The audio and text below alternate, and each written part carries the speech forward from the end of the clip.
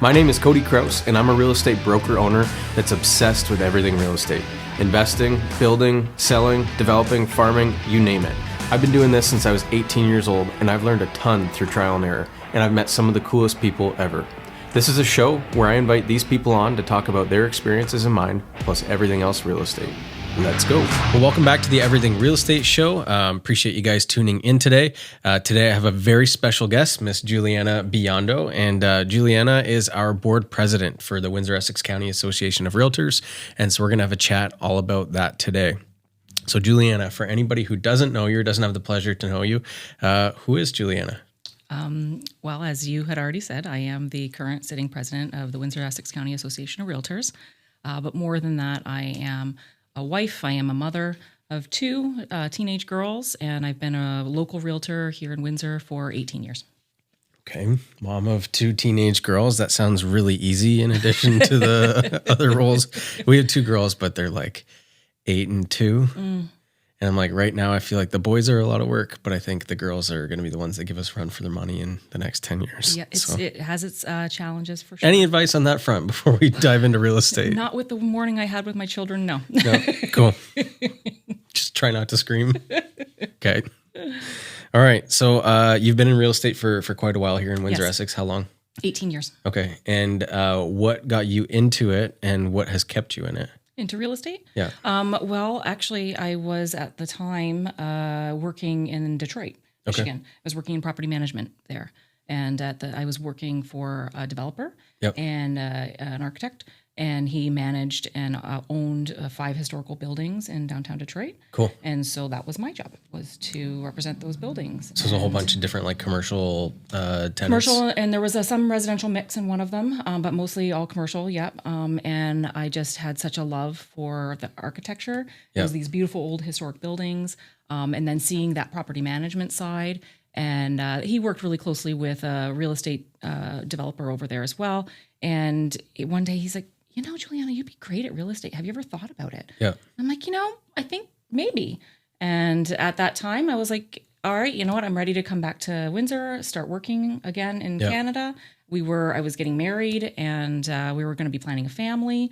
And so I thought being on this side of the border as opposed to crossing to Detroit every day would have suited my needs a little bit better, especially for starting a family. Yeah. Right. Nice getting paid in US dollars, I'm sure. It was a great run. I mean, I wouldn't have met my husband otherwise. So, it was a fantastic time in my life, but I think that's where it sparked real estate for me. Cool. And shortly thereafter, I got my license. And for anybody who's not familiar with like downtown Detroit, like the buildings are beautiful. Like gorgeous. Detroit, not a cool spot 10 years ago. I feel like now it's the spot to be, but like the buildings are incredible. Like they're granite, like 30 stories up. Like it's unreal. Well, this was 20 years ago. So, and it was a rough area of town, rough building, like rough, everything was, like burnt out buildings. You'd have a beautiful, gorgeous building fully occupied. And then right next to it, it'd be, boarded up. And my parents, I was a 20-something-year-old kid. And they're like, "You're going to work where? And you're going to do what? And you're going to go into these abandoned properties?" Yeah. And I was like, "I love it." Well, kudos to you, because that wouldn't be easy, especially meeting strangers in strange places. And I mean, that was just before the 07, 08 session too. Mm-hmm. Yeah, definitely well before that. Yeah. Okay. So I guess that answers the question why you got into it. So what's kept you in it? What do you love about being in real estate? People. Yeah. I absolutely love people. Yep. I love being of service. That is what makes me happy. And so when I can service people, when I can service clients, and I know that I'm making a difference in their lives, that speaks to me. Okay. And that for me is my own satisfaction and gratification. Okay. Yep. So, I mean, I think you have to do it for the people. Like I've always thought like, being a nurse or a doctor, like God bless them. Like I know it can be a good paying job, but like if you don't love it for the people that you're helping, then I don't know how you stay in it. Or teachers, like teachers are incredible. But like growing up, you could tell which ones were in it for the money. Sure. And the summers off are the ones that had a heart for the kids and for mentoring and all that kind of stuff. And I think it's the same thing in real estate. The people that are in it for the long run and enjoy what they're doing. Because there's times that are, really disappointing where you put a lot of work into, a specific client. Then all of a sudden the deal falls through. But if you don't get charged up from I guess, the deal coming together, but rather, you get the energy to do what you do from the relationship instead, then that keeps you going through the tough times too, right? I would wholeheartedly agree. Like when you make a difference in that family's lives, or that investor, or whoever is putting their trust in you, and they're looking at you and they're like, I wouldn't have been able to do this without you. That makes the difference. It's like, oh, thank you. That keeps you going on to the next one. Yeah. Right.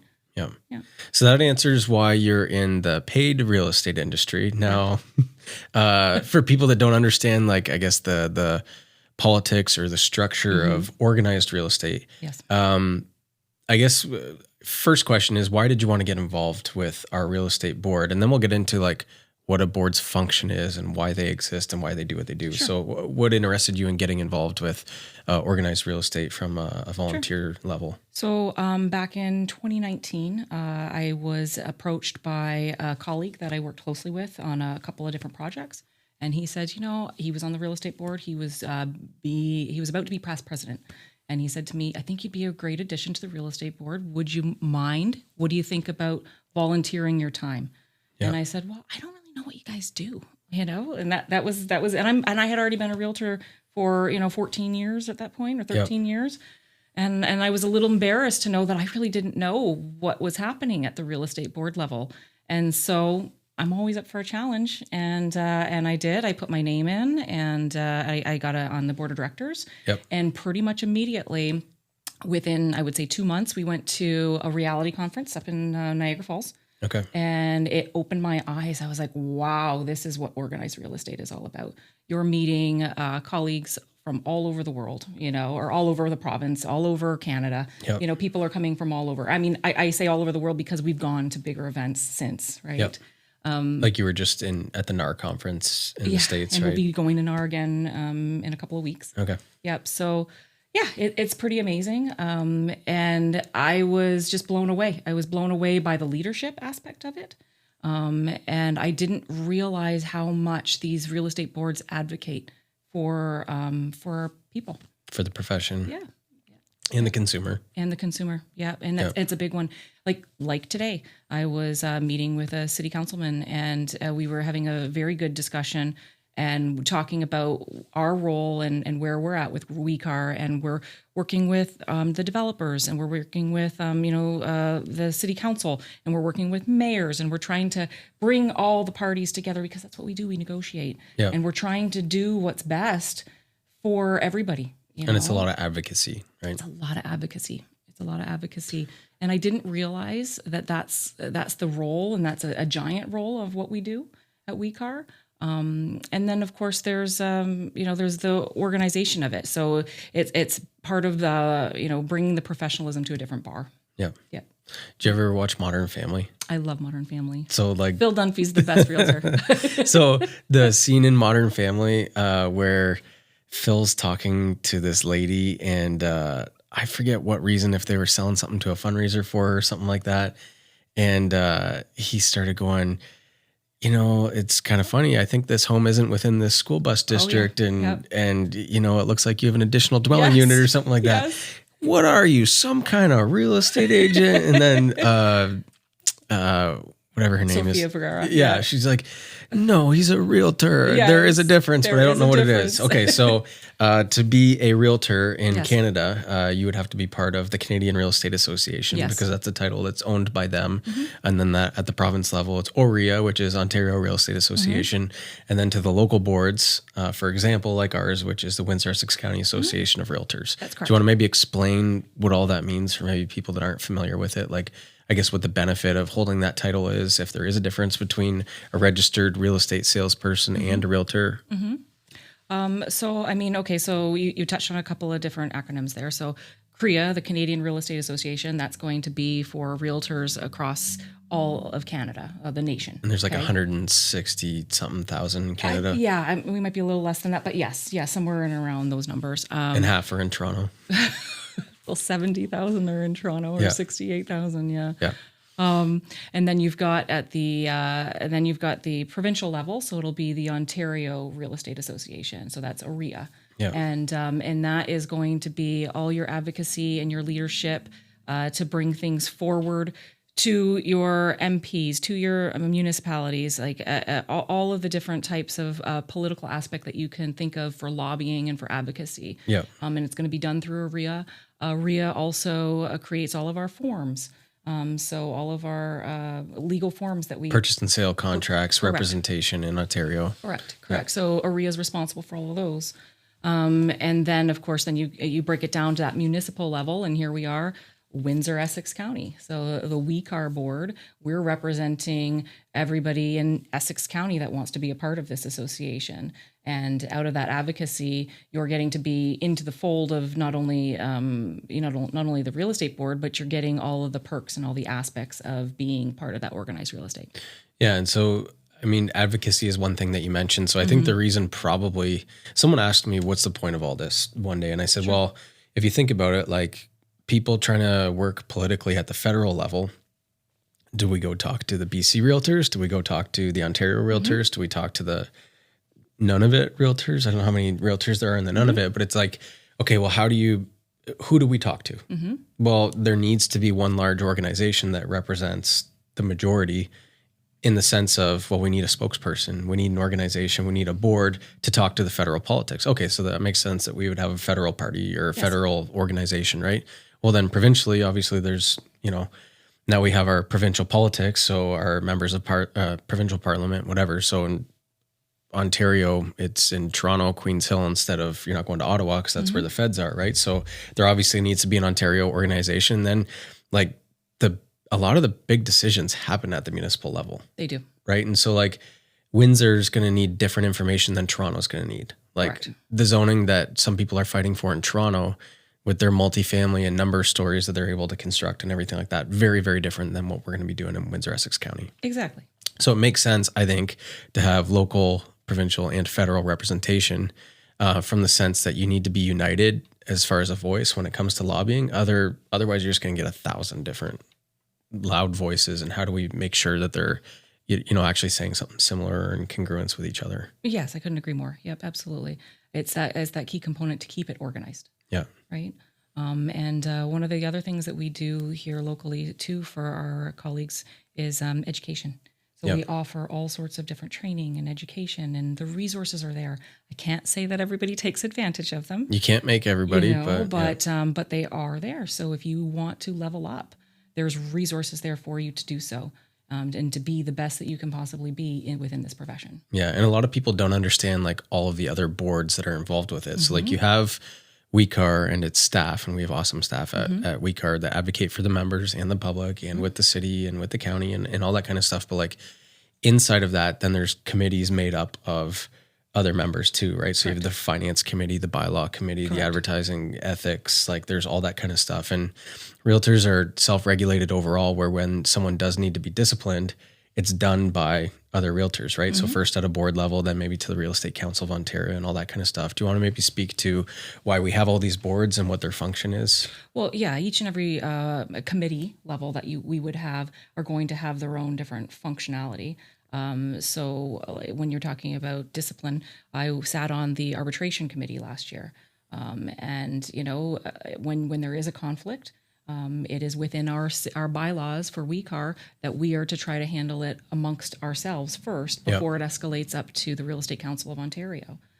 So the buck stops there. If there's a conflict between Joe and Sally, we're going to sit and we're going to try to work it out, and the brokerages get involved. And we'll look at all the evidence, and we'll see what we can accomplish and negotiate and find something that's fair and in between. Yeah. Yep. So that's only one of the many different types of committees that we have. You mentioned on finance committee, we have the education committee. It's a non-for-profit, so the finance is a big one. Finance is a big one, absolutely.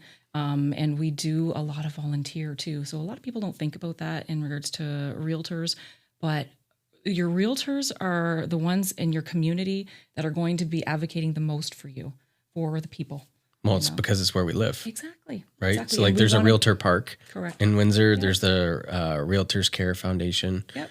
I'm involved with the Bridge Youth Center in Leamington, and we're very thankful to them because they've actually sponsored our Take Your Shot initiative, I think 2 years running now, which is where youth pitch ideas. And we think the two best ways for kids to get out of or stay out of poverty is education and business, right? So that's what our whole thing there is. And the Realtors Care Foundation sponsors that. Like they absolutely do care about the communities that they're serving. Absolutely. And it's beneficial and it's a lot of behind the scenes, Yeah. It's not necessarily in your face.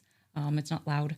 It can be very quiet and subtle. And yet it is a pillar in regards to how people are able to benefit throughout our community. Yep.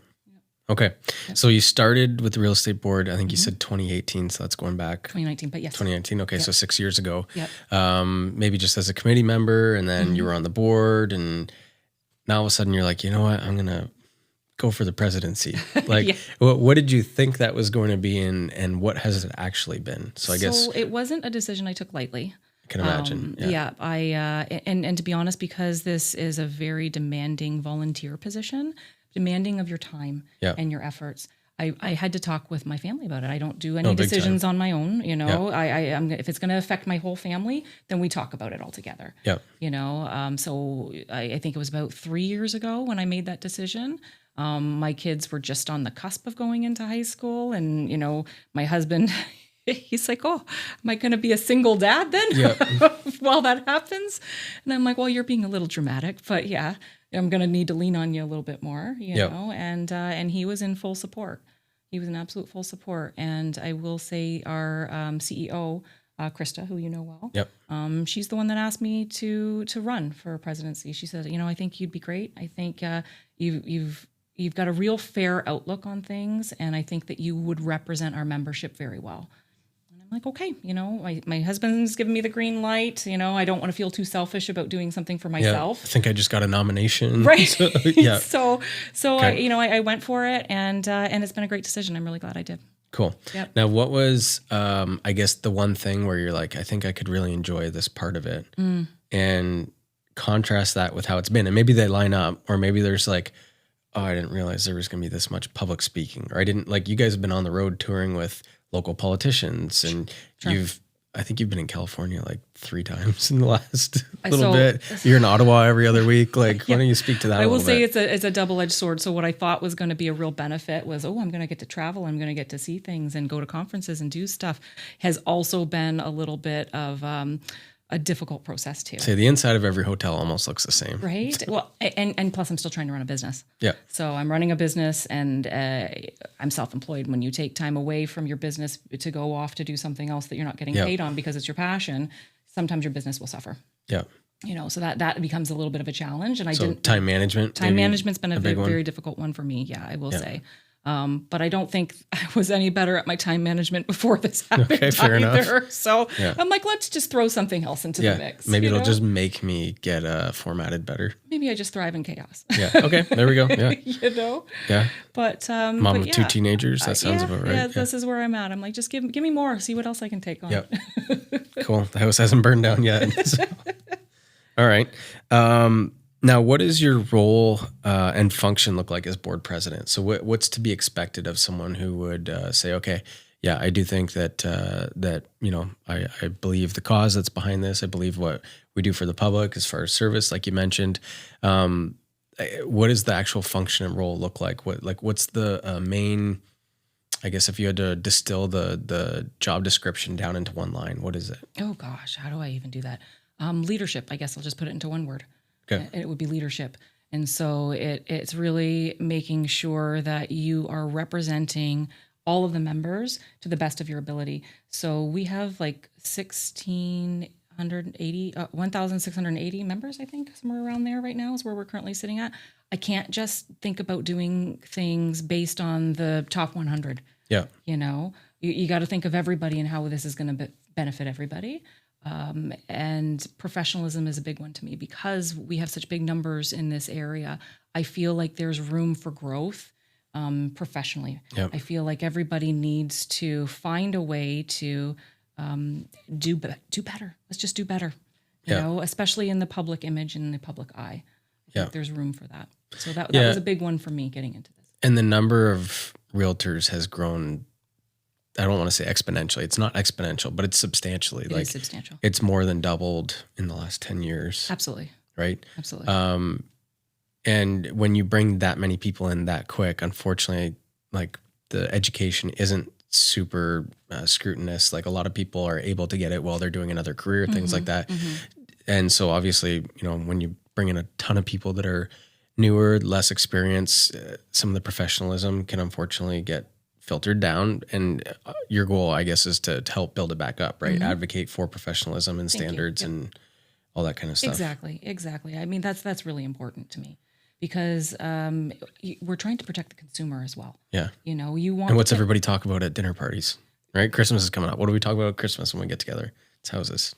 Yeah, exactly. And everybody wants to talk. Everybody, when you meet them, oh, you're a realtor? How's the market? Yeah. What did my neighbor's house sell for? I don't want to bug you about your job when you're not at work, but, but we're like, well, we could talk about houses all day. And you that's can ask okay. us. That's okay because most realtors, if you're a realtor, you got a bit of a passion for it anyways. So you're kind of excited to talk about it regardless if somebody's actually interested. Yeah.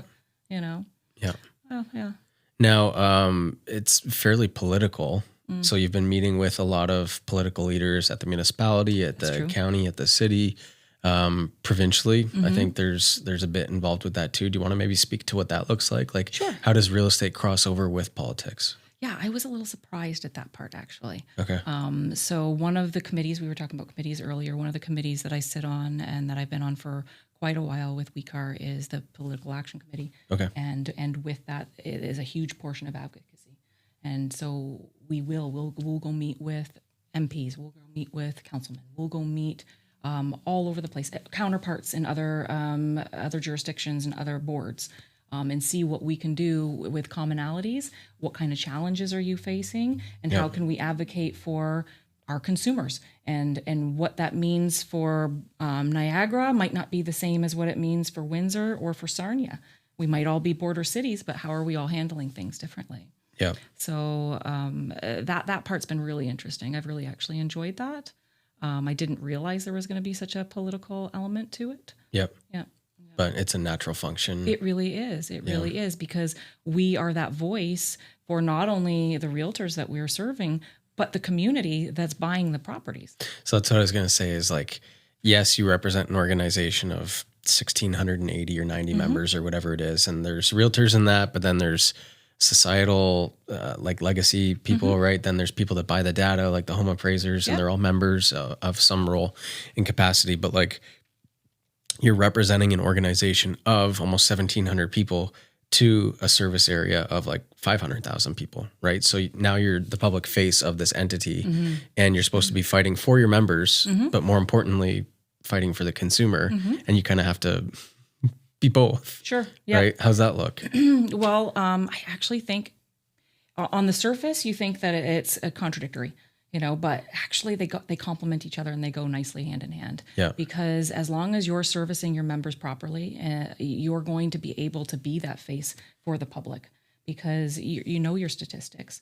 You know what is happening within the actual boots on the ground market. Yeah. And I think that that's all about, again, what speaks to me and what keeps me going is service. It's providing that service. So now you're able to serve the public through your membership. Yeah. That's kind of the role of it. Okay. Yeah, absolutely. Cool. What have you learned over the last year? So much. So much. What I've learned, I mean, every month we're going into something new and there's a new crisis and there's new information that's being, brought forward. And it's how you're dealing with it. Yep. How are we dealing with that fire? It's not that there's another fire. It's just how are we going to handle it and how are we going to come through it professionally and come out on the other side. I feel like the leadership portion is the biggest part that I've learned. I feel like I've been growing within that role. And I didn't realize I was just more natural with it, because I really do care.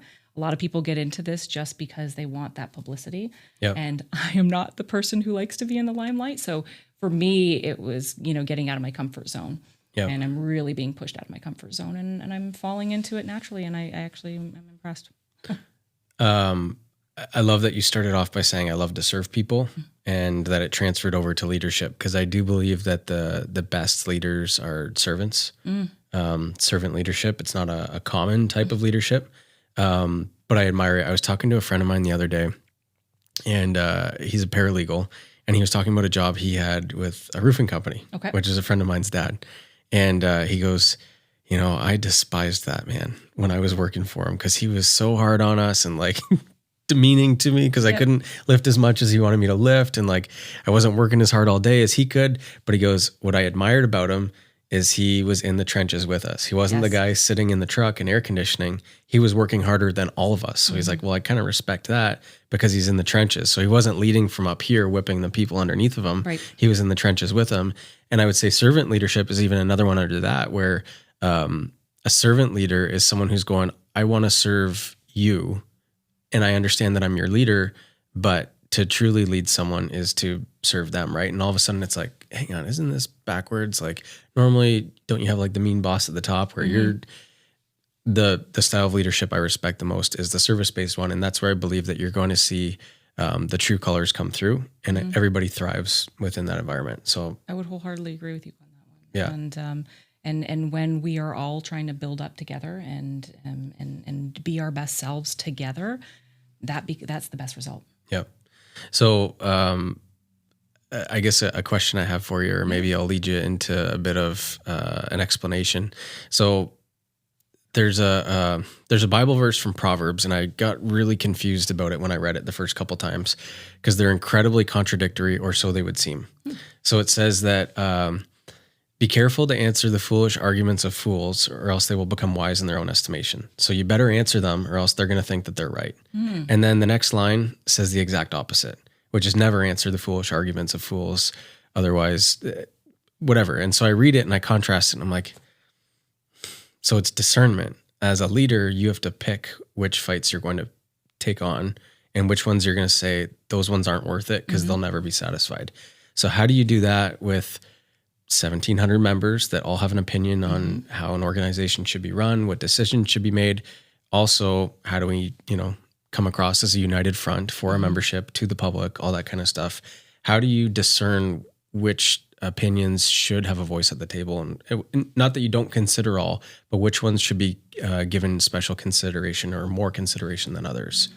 Well, we certainly I don't do it alone. So it is a 100% a group effort. So that's what we have that board of directors for. Yeah. Because there is 7 of us that are going to help make those decisions.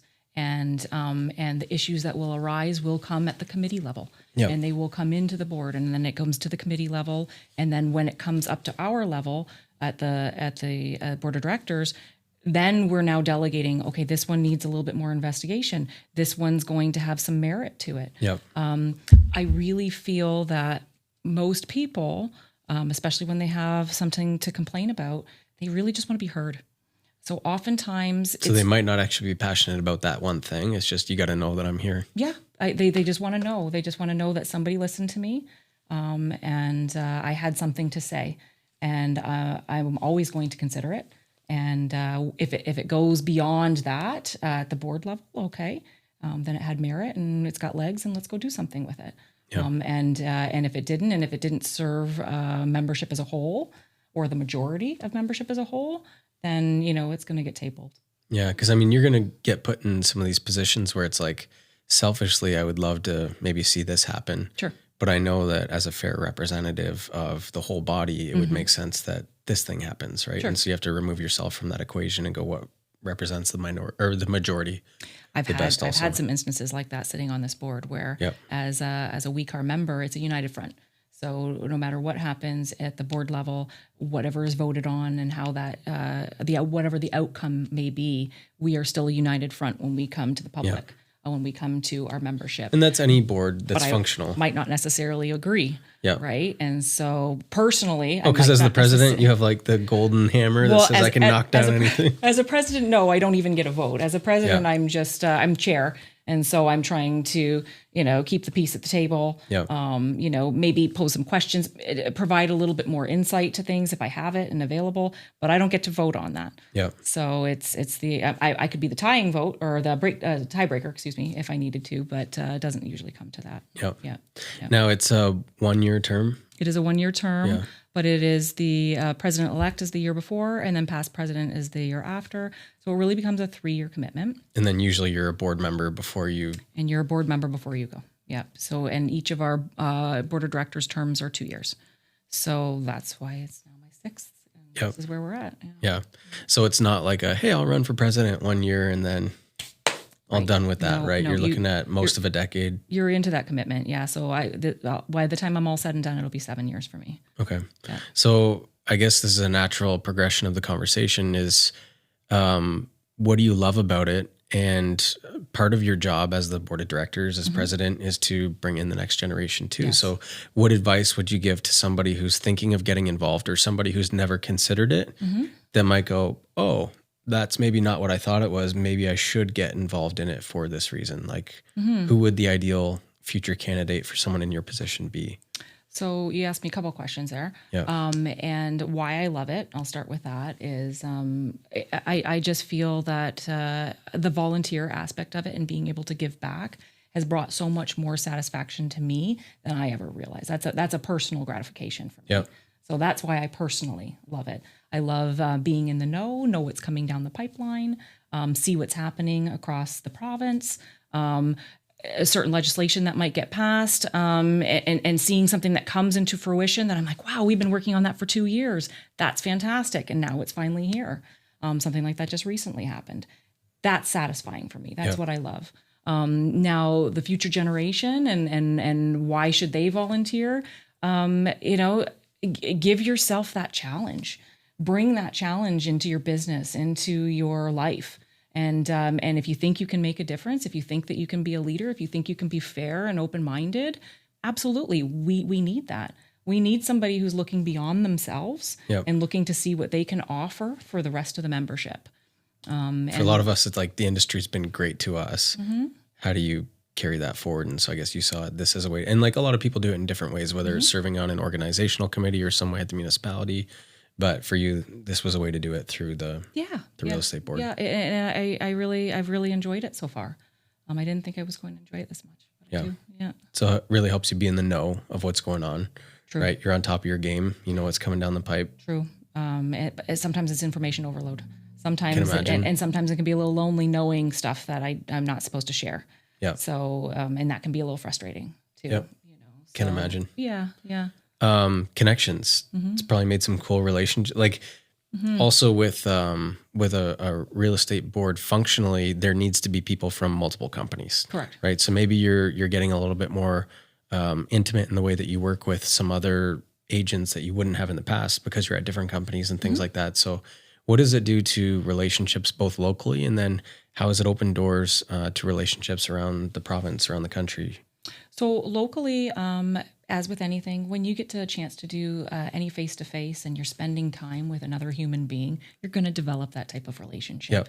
You're going to get to know how they conduct their business, their type of personality, whether they have integrity, what type of person they are. Their quirks, what's going on with their family, what means a lot to them. And since COVID and since business fundamentally changed during COVID, where we don't do a lot of face-to-face any longer, the only time you're getting realtors together in the same room now is at functions. Yeah. Where a huge part of our business for many, many, many years was the relationship that you have with the other person on the other side of the table, especially when you're coming to the table in a multiple offer situation and you're just looking at things on paper. But I'm like, well, I know so-and-so. And if I have that relationship with him, do you want me to call him? Yes, I want you to call him. How they conduct their business. Yeah. And knowing a person and having that relationship goes a long, long way in regards to servicing the customer too. Yeah. So that's huge. That's really huge. And that being said, that translates easily over into across the province. So if you've got business to refer out somewhere, or if you've got investors that are looking, I'd love to do a development here. Hold on. I know somebody over there. I met them at a conference. We had a discussion. We had a great lively discussion. Let me see what's going on in their marketplace. Yeah. So it's all about relationship building, and that's what our industry is. It's relationship building. Yeah. Cool. I don't have too many more questions to ask. I think that covers a lot of it. Okay. Anything that you'd want to leave the viewership or the audience with in regards to organized real estate as a career, politics and real estate, anything like that? Floor is yours. Well, real estate as a career, I'm a huge advocate for. I think that it's one of the best industries. I think that it teaches you so much about people, but you have to be humble, and you have to be an open mind. And it is not for the faint of heart. It is an uphill battle, and it's a daily uphill battle. But if you like that challenge, I think that it's a great industry to get into, as opposed to the politics of it. Politics, sometimes you lose friends that way. Yep. Sometimes you make enemies that way. So maybe keep some of the politics out of it, but the volunteer aspect at the board level is motivating. If anything, it will help inspire you to do better at your job and to be of better assistance. Sounds like it's I could complain, but instead of being part of the complaint, I'll be part of the resolve instead, right? Absolutely. Be part of the solution instead of the problem. Absolutely. And I try to live my life that way. You could complain, but why? When there's always that opposite side, you be more positive about it. Find that silver lining. Yeah. I've heard someone say once that Canada's national sport isn't hockey, it's complaining. Hockey's number 2. Oh no. Right? And we have it really good here. Like, we live in an awesome country. We absolutely do. So much to be thankful for. And when you have everything, it's hard to see the other side of it. And sometimes the things that you complain about are the things other people wish they had. I couldn't agree with more. And I think that's why you have to start each day with an open mind and open heart and be grateful. And when you have that gratitude, that will translate over into your personal life. That translates over into your business life, your professional life. And gratitude is a big one. Okay. Well, we'll end it with life advice. I think that's a great spot right there. But anyways, thank you so much for the time today. And I know that you're very, very busy this year, especially in comparison to other years too. Yes. But you're doing a great job, and keep it up. Thank you. So thanks. Cody. Okay. Thanks for listening to the show, folks. Please keep in mind that this show is not offering legal, financial, or accounting advice, but rather opinions and experiences in the world of real estate from the host and the guests. If you're enjoying the show, please rate, review, and share with your friends and colleagues. And if you think that there's someone that needs to be on this show, please feel free to connect them with me. Or if there's a topic that should be discussed, feel free to let me know. Thank you so much, and bye for now.